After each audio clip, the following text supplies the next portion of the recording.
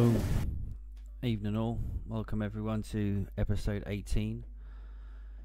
Ye old shark attack case files. So today we're going to go somewhere where perhaps you wouldn't expect there to be many shark attacks. And das ist South Korea. Fucking hell. More north. There we go. So yeah. Got Japan, Sea of Japan.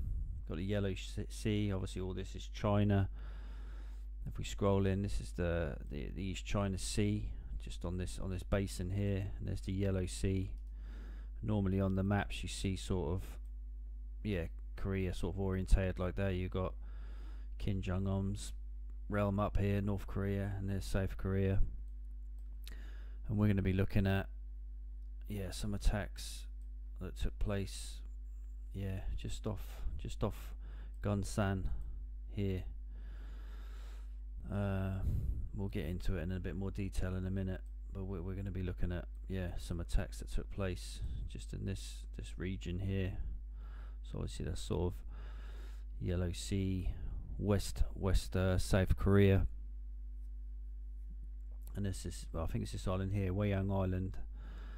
But there's some other attacks we're going to look at. So we're going to cover South Korea in one video basically, because there's no reason to do more videos on South Korea, because in terms of documented shark attacks, there's been 8 documented shark attacks, all great whites, and they date back from 1959 to 2010. So there has been some activity recently, and of those 6 were fatalities. But what is remarkable, of those 6 fatalities, 5 of them happened in the month of May, and one of them happened early June. So in the space within one calendar month basically, all these fatalities took place, which is remarkable in itself. And obviously it's not going to be a coincidence why that is, but we'll get into that a bit later in the video.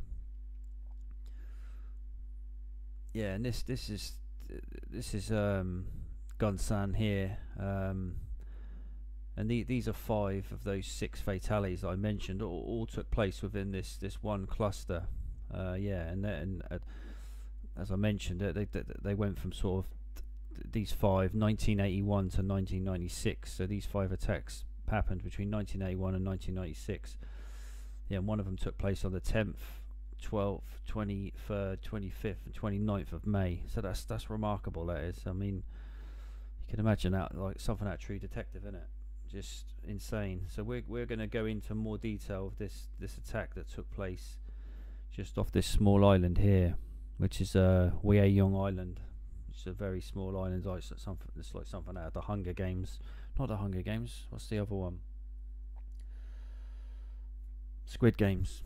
Yeah, this is where Squid Games is filmed, I think, off one of these islands. Anyway, it's a true story, bro. I don't know where I got Hunger Games from. Anyway, Squid Games. Yeah, this is where we're going. So we're going to look at one of these attacks, because we only need to look at one of them to look at all of them, because they all happened in a similar fashion. They were all on divers.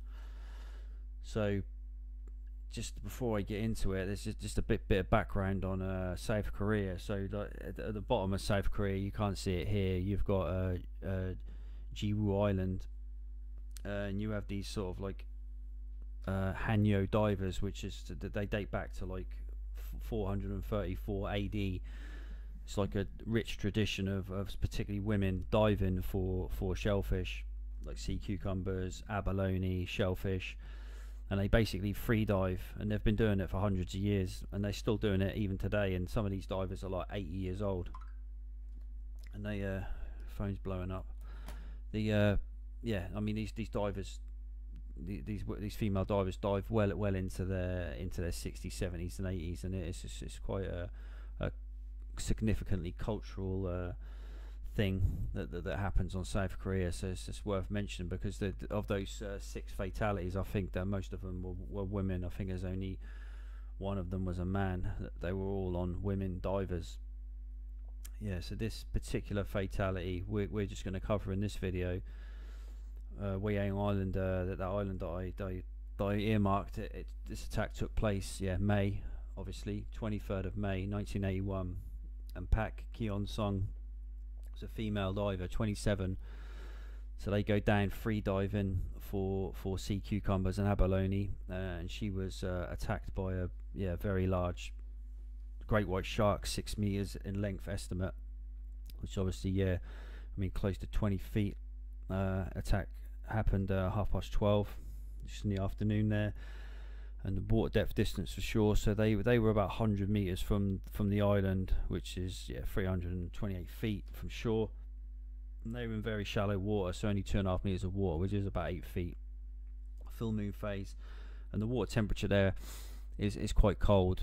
So it ranges between sort of 17 to 10 degrees, depending on the time of year, which is about 50 degrees to 63 degrees Fahrenheit. But at the time of the attack, it was around 15 degrees. So injury was fatal. And they never recovered the body, and she was free diving for sea cucumbers. So this is where that they go down. They only have flippers on. They just have a basic mask. They don't even have a snorkel. These people don't wear snorkels. They come up for air, and they just go back down, just because it's shallow water in this area particularly. So they don't use snorkels, and they just have like a floating bag. They put the sea cucumbers and abalone in a bag, and then they have a support boat, and every now and again they'll drop off what they've scavenged from the sea floor, and then they'll carry on diving, and they'll do that all day. But in this particular attack, I'll just get into the narrative. So Pak was in the water with other female divers, and they were collecting the sea cucumbers and abalone. And then one of the witnesses just heard a scream, so she was obviously alerted to the scream. And when she looked around, she just saw Pak was in the mouth of this massive shark, 6 meter great white shark, and the shark was just plowing her through the water, and she was just screaming. The shark had hold of her, and then shark actually let go, and then a boat, one of the support boats, came flying over, and just as the shark was about to bite her again, I think she managed to move herself away from the shark a little bit, and one of the eyewitnesses said that the shark just like ripped off her face mask, so it must have been like completely close call. And then it says in one of the descriptions that her husband was on the boat, and he managed to like spear the shark with like a boat hook, and apparently it was sticking out of the shark's back.